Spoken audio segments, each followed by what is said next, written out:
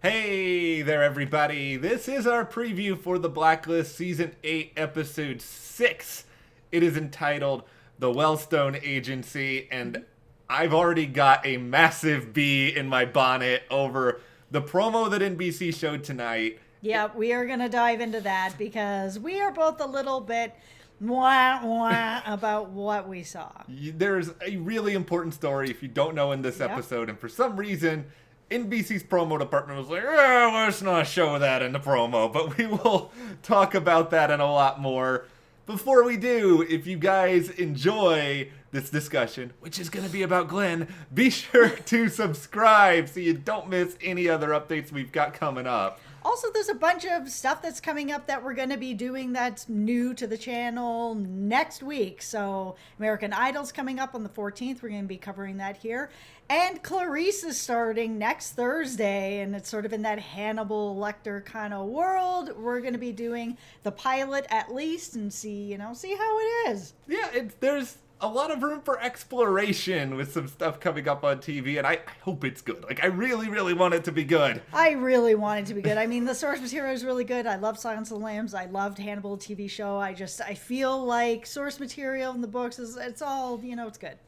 Let's all cross our fingers, and let's all talk about Glen here for a moment. So, this episode is going to be remembered to me probably not by the Wellstone Agency, which is just another weird, obscure name blacklister. I've already basically forgotten about the name for the one today. Yeah, this promo was all about Park. And for me, this show has not done a good enough job for me to get to know her as the new member of the team. She is sort of a bit in the background a lot. We've had like maybe one or two episodes where we've gotten a little bit more of her, or even just a little more sort of jabs with the team, like with Wrestler and his no shirt, and she's making some comments. I'm like, okay, she's opening up a little bit, but it is taking a long time for this train to get to the station. But it looks like there's going to be a lot more of her, getting to know her, stuff that's going on with her coming up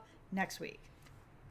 It may end up being really good. Like, I don't want to sit here and say for sure that it's not going to be good. It's just Park with their whole bloodlust thing. Like, the only thing I really ever see every time I see her on the show at this point is when somebody from the Arrowverse comes out of the Lazarus pit and they've got like all this bloodlust it's like Park was in a Lazarus pit or something, and now it's really turned up all the time. Yeah, the show needs to take some time with her to really bring her into the team where she feels like she's part of the team. I need to care about her more. I need more background on her. She's come into the series really late. I understand they needed to bring someone else in. That's cool. But give me some stuff to get to know her with. I just don't understand, and no offense to Park once again, but this episode is going to feature the show writing in Clark Middleton's death. Yeah. I don't know why you're not leading with that, because Glen is a beloved character. Like, by far, if you're thinking who's in the top 3 of, like, Reddington's cronies, I mean, he's Jelly Bean's gotta be up at the top. Absolutely. And then we get this promo where there's nothing about Glen. Yeah. It's all about Park. And for Park also, I mean, like I said, I would like to get to know her more. But this episode is going to have stuff about Glen in it, which is someone who we love, who we want to see what's going to happen, how the show is going to write him out. Park, for me, unfortunately, going to get completely buried in this episode with everything else that's happening with Glen, because I care about Glen. I want to see what's going to happen here. Yeah, and this, especially at this point, because we spoke to John Bokenkamp and Eisendrath, the executive producers, before the season, and that was something I was curious about, was how they were going to tackle this. Yep. And they told us that because Clark Middleton passed this past fall, and I think at that point they had already started to devise sort of what their plot lines were going to be. So they had some ideas for Glen that unfortunately they're not going to get a chance to do, but they felt like it would be such a disservice to keep the Glen character alive, and then we would never just see him because his tales from the DMV and all of his like weird things he's doing with this, like they were all so delightful that it would have just been sad if he wasn't around and still out there, but we weren't privileged enough to actually see his antics. Yeah, and sort of just where his character is, that he does work at the DMV, he's been there a long time, he is part of Reddington's world, very important to him. It would be kind of strange that he just disappeared out into the world. Like, why? We don't know, unfortunately, how the show is going to kill Glen off. Like, I think that part of it is still a mystery. I mean, Yep. maybe he gets murdered. Maybe somebody who is a part of Liz's crew now does something. I just kind of hope personally that it's just sort of normal. I don't think they need to do anything big and crazy with killing off Glen.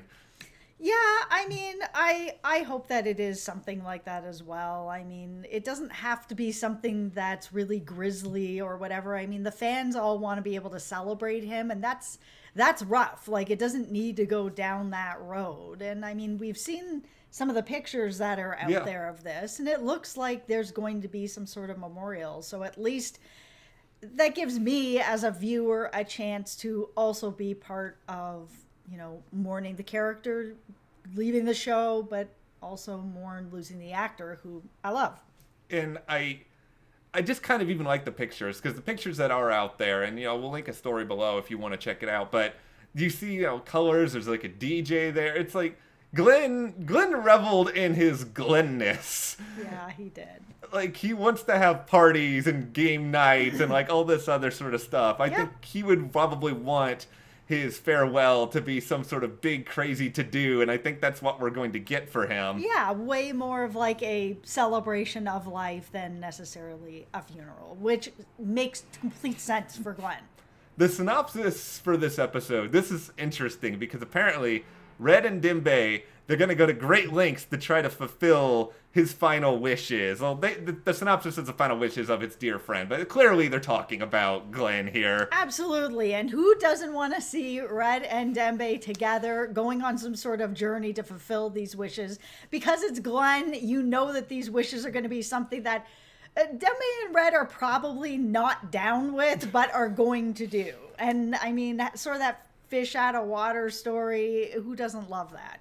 There's an interesting almost connectivity here because the end of tonight's episode, and we discussed this in our review video, and you can also check that out below, is Red having this conversation with Anne, this bird lover, and tells him about, you know, the Cape May warbler and all this sort of stuff, but it was like a moment of humanity for him, and we're kind of going from that to more humanity for Reddington, and maybe this is something he, in a way, he kind of needs after the betrayal and the heartbreak and all that. Yeah, I feel like he really needs it. Tonight's episode was a really tough one. And I mean, last week's episode was also tough. He was sort of losing control of what was going on. Tonight's episode, again, like he's feeling like he's a couple steps behind Liz.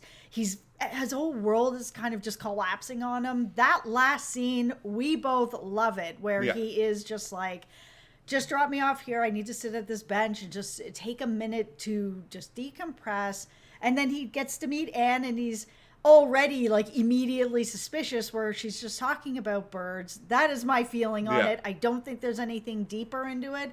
I think it is a moment for Raymond to be like, man, I'm just talking to another regular person about regular stuff, about birds and sitting in the park, and like, I need this. So moving into this next episode where it's like, oh, we're gonna fulfill these wishes for our friend, that can be more of that for him, and this might be something that just Raymond wants. I don't really need this episode to connect to like larger mysteries. I'm not going to be mad if we don't find anything out. I mean, maybe a part of this is that I know that there's a season 9 now, so I know we've got a little bit of time, but I'm fine to just settle in with Reddington for a little bit, embrace a character who I love, who like I don't think I even loved enough when he was there. Like the whole Glen at the car dealership is one of the just most ridiculous, I know, funny it was things. so good episode. And I don't think I gave it enough credit at the time because I'm just looking back at it, it's like, this is the weirdest thing that we have a whole episode about this guy doing this. I loved it. I loved it. It was so funny. The only other thing that's really going on in this episode is that Aram is going to be going undercover as an interpreter at some sort of company that provides services to criminals. I guess that's probably the Wellstone Agency, the title for this. Yeah. I mean, that's kind of what we have right now. There's just not a lot there. Yeah, I mean, I'm always happy for a story with Aram. I really like him. He's one of my favorite characters. So I'm looking forward to that. But again, it's, I'm also looking forward to getting to know Park a little bit better. But it's all going to be completely overshadowed for me for everything that I am waiting for about Glen. Yeah, that's just the hard truth of it. It's nice for other actors to get a spotlight. But... yeah, and I mean, it kind of makes me wonder if this is why they put the Parks episode here. Like, it feels like, you guys know I love this show, but it feels like she's kind of getting sandbagged here. Yeah. Because this is an episode that is really going to focus, for me, and I think for a lot of people, our hearts on Glen. And it's like, oh, and then we'll throw in this Park story right here in an episode that is obviously very focused on something and someone very beloved to this community. It's going to be hard for any other story to be that memorable. We'll see exactly what happens next week, but I am intrigued to see what goes on. I think it's going to be emotional. I think, have some tissues nearby, but also be prepared to laugh because there's probably going to be some really weird Glen stuff in here as well. Yeah, I think that they would want the character to still give us a few laughs. He was a character that brought us lots of laughs. The car episode, dealership, like you said, that was a great episode. So, and seeing Reddington and Dembe sort of going on this fulfilling wish list kind of thing, I mean, I'm really excited to see that stuff. Here's what I want to ask you guys. What do you think happens to Glen? What do you think Glen wants from Red and Dembe? Also, just tell us your favorite Glen moment on the show from these past several seasons in the comments. And if you did like this video, subscribe, give us a like, support us further by checking those links to the store, our Patreon, and we'll see you here next time.